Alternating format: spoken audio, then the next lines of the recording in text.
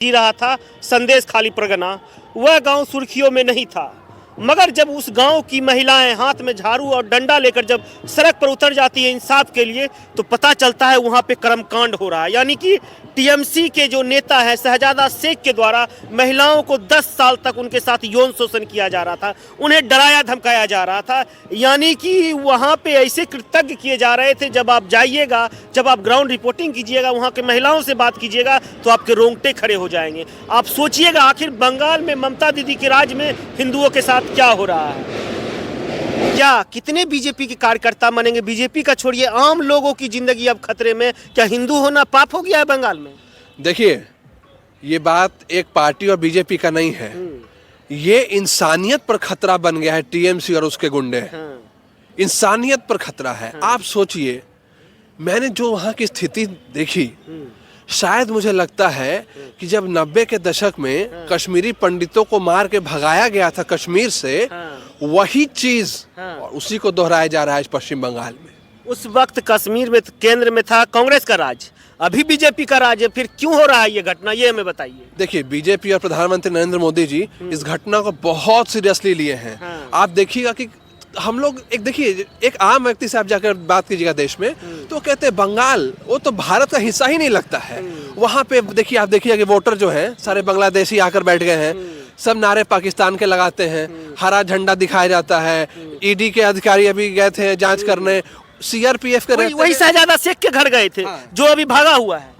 उसी शहजाद शेख के घर गए थे और ईडी पर हमला किया गया सीआरपीएफ के रहते हुए। ममता बनर्जी जी जवाब देंगी कि क्या वो पाकिस्तान है, क्या वो बांग्लादेश है, क्या पश्चिम बंगाल भारत का हिस्सा नहीं है?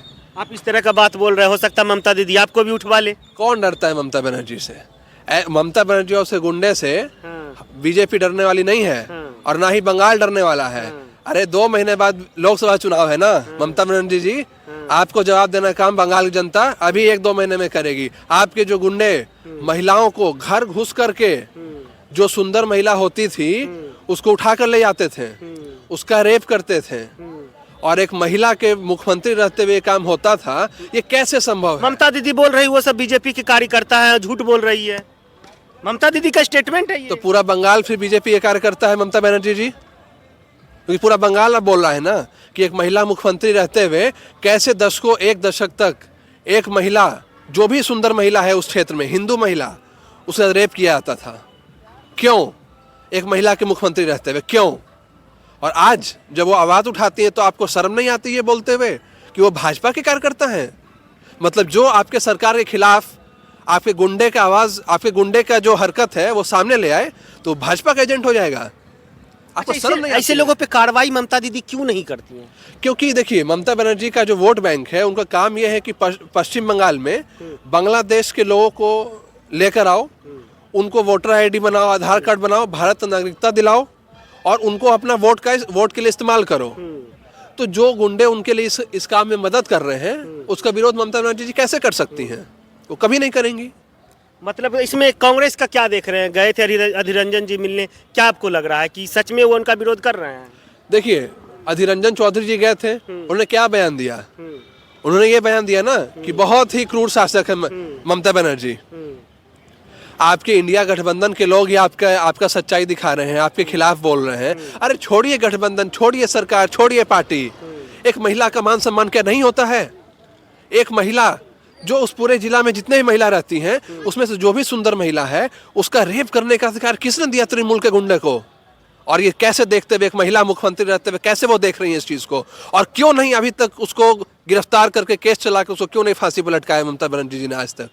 क्या लग रहा है इसमें गृह मंत्रालय की नजर है? अमित शाह जी देख रहे होंगे, मॉनिटरिंग कर रहे होंगे इस घटनाक्रम को। बहुत ही ज्यादा गंभीरता से इस मुद्दे को लिया गया है, क्योंकि ये भारत की महिलाओं का सम्मान का बात है। टीएमसी के गुंडे कभी भाजपा के कार्यकर्ता को मार के पेड़ पे टांग देते हैं, जो भाजपा का झंडा उठाता है उसको टांग देते हैं। 5 लाख रुपए नरेंद्र मोदी जी की सरकार पूरे देश के हर उस व्यक्ति को देती है जो आयुष्मान कार्ड बनाता है, उसका 5 लाख में फ्री इलाज हो सके। लेकिन ये कानून बंगाल में लागू नहीं होता है। ममता बनर्जी जी ये बताएं कि प्रधानमंत्री जी से उनका जो खुन्नस है, प्रधानमंत्री जी की पार्टी जब पश्चिम बंगाल जाकर 17 सीट जीत जाती है, इसका खुन्नस कब तक वो जनता पर निकालती रहेंगी? क्या जनता को अधिकार नहीं है 5 लाख का मुफ्त इलाज कराने का? क्या पश्चिम बंगाल में महिलाओं को यह अधिकार नहीं है कि वो हक की बात कर सकें? क्या वो चैन से जी सकें? क्या वो शाम को रात को निकल सके सड़क पर? आपके गुंडे क्या लग ममता रहा बनर्जी जी, है, क्या लग रहा है आने वाले समय में ममता दीदी को भी यह लोग सबक सिखाएंगे? देखिए पाप का घड़ा तो कभी भरेगा ही। पश्चिम बंगाल त्राहिमाम कर रहा है इन लोगों से, टीएमसी और उनके गुंडों से। आप बताइए कि क्या सोच रही होगी? क्या वो इंसान है?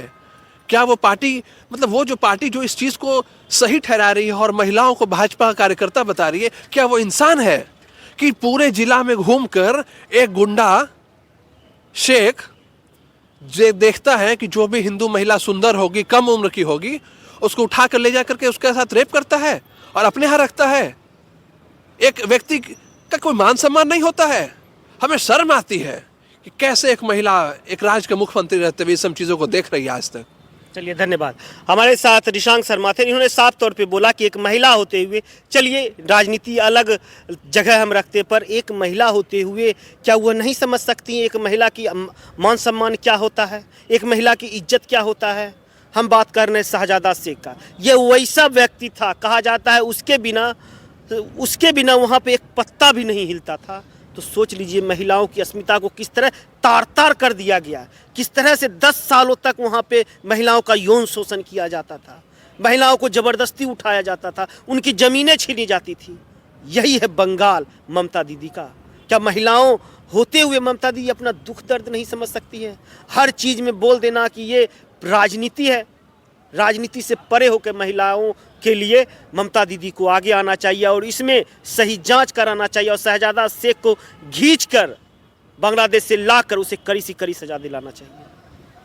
आगे देखते इस पर क्या कुछ होता है। आप लोग अगर यह वीडियो फेसबुक पर देख रहे हैं तो हमारे चैनल को फॉलो कर लीजिए, यूट्यूब पर देख रहे हैं तो सब्सक्राइब करना ना भूलें। जय हिंद, जय बिहार।